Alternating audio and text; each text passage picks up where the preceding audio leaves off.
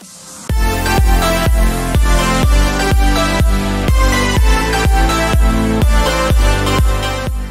yun na nga guys, at nandito tayo ngayon sa Tarlac Hanging Bridge. Yan, at susubukan natin yung challenge sarili natin kahit may takot tayo sa heights. Yan, kasi medyo mahangin, tas medyo magalaw yung tulay. Yan, although na normal na lang to sa mga taga dito, syempre challenge pa rin to sa ating mga taga Maynila, hindi masyado nakakaranas na dumaan sa ganitong tulay, di ba? So kahit na parang maliit lang na dahilan, malaking bagay ito para sa mga katulad ko na hindi masyado nakakaranas ito. So ite-testing natin guys. Tanggalin natin yung kaba natin dito. So parang ang layo niya, ano din, medyo malayo nga talaga. Kasi kung titingnan nyo, sobrang layo dun. Tapos parang hindi na ako makahinga ng konti kasi oh my god. So parang safe naman, yung babagsakan kasi tubig nga, diba? Kaso sobrang babaw. Tsak yan, pag pumalakta ka dyan, hati ka dyan. So yun na nga guys, at nandito na tayo ngayon sa 1/4 ng dinadaanan nating hanging bridge. Yan. Uy! Oh my god, ano yun bubuksan. Grabe. So may mga bako-bako siyang may mga bako-bako siyang, kasi luma na nga, may mga bako-bako siyang daan na pwedeng malusot yung paa mo. Tapos magalaw siya dito banda sa gitna. Yan. Tapos ayun katulad dun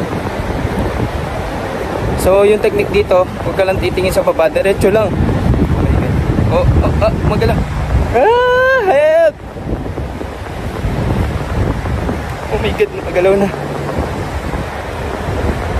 So parang yung mga taga dito normal na lang naglalakad dito eh. Oh my god. Ayan. So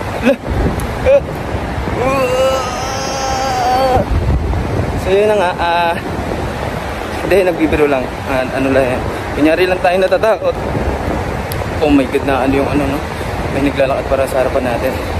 Kaya medyo magalaw yung natin, dinadaanan. So magandang tanghali po. Opo, hindi pa po ako sanay. Pero ang ganda po, Salamat po. So yun, may nakasalubong tayong hindi pa daw talaga ako sanay dito. Siyempre yun nga, may ginagawa siyang technique sa paglalakad dito na parang parang hindi talaga nagalaw. Pero siyempre putik. Ang problema ko nito ngayon, yung pabalik. So yun katulad nito guys, na beware sa mga ganito kapag nagdadaan kayo. Dapat talagang titingnan nyo na maigi. Kasi yan, katulad yan, malulusot yung paa nyo dyan. Yan, yung mga ganyang pwede talagang maka-aksidente. Kaya dapat dahan-dahan lang.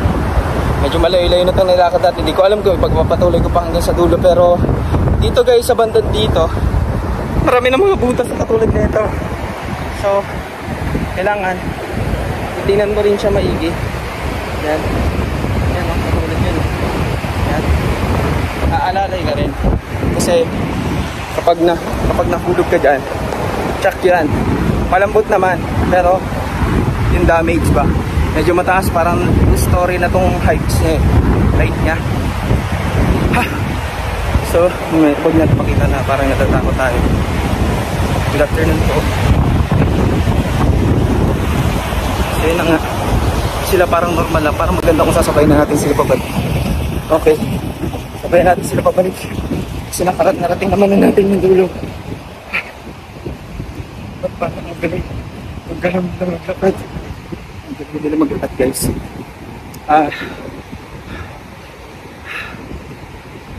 Sumisip yung dibdib ko.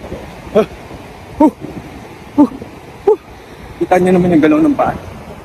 Grabe. Yeah.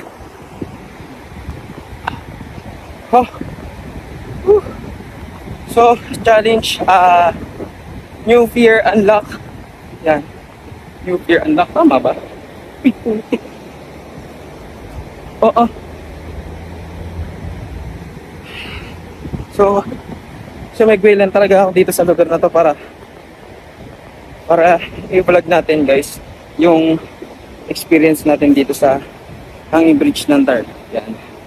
So, kapag nasanay ka naman na, putik sumasayaw yung ano, tulay. Ah, help! Help! So, dumadami na yung tao guys. At parang ano ang gagawin natin dito, relax lang, huwag kang papanik. Yan. Good morning po. Good morning po. Ang pitong aso, nakakatawid talaga. Normal lang. Ha, so yun na nga guys, meron siyang parang dam dito sa dulo. Yung inumpisahan ko kanina, dam. So parang pag nagbabaha, yan, yun yung tagapigil yung dam na yan. So sa ngayon, parang ang uga natin. Oh my god. So napansin nyo, yung paggamit ko sa cellphone is sobrang higpit talaga. Dahil anumang oras pwede natin mahulog na dahil wala tayong gimbal na dala. Ha, mas nakakangalay din. Uy. Sino nga?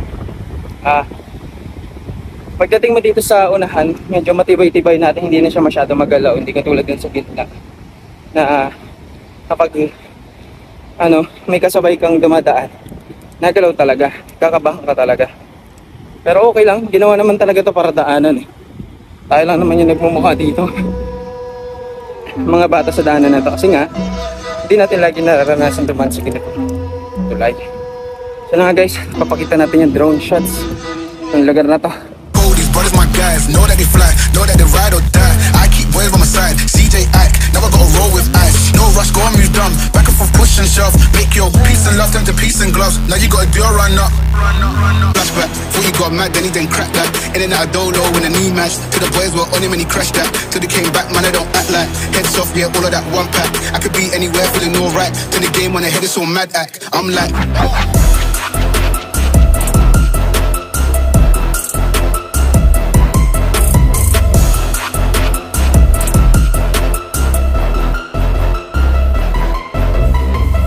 on my own, right side it came back, this lifestyle had me wrong. Woke up and then I kicked up, I turned ghost on them, I'm gone. Kicks on and I'm gone. Head missed and I did jit, clock that it got long. Jump in the dash in the blem, free up the guys and dip out the ends. Jump in the ride and burn out the rims, don't stop, don't catch the boy that I'm in. Never in the block, hoodie up for events. Skin kept close, cause he plotting on them tits on 10. Back in the back, that's on tap, all ready to go and jump in. Walk up, talk up straight, speak up, say what you say. Real in my face, I don't par with snakes. Watch them fade from my wave, they cut.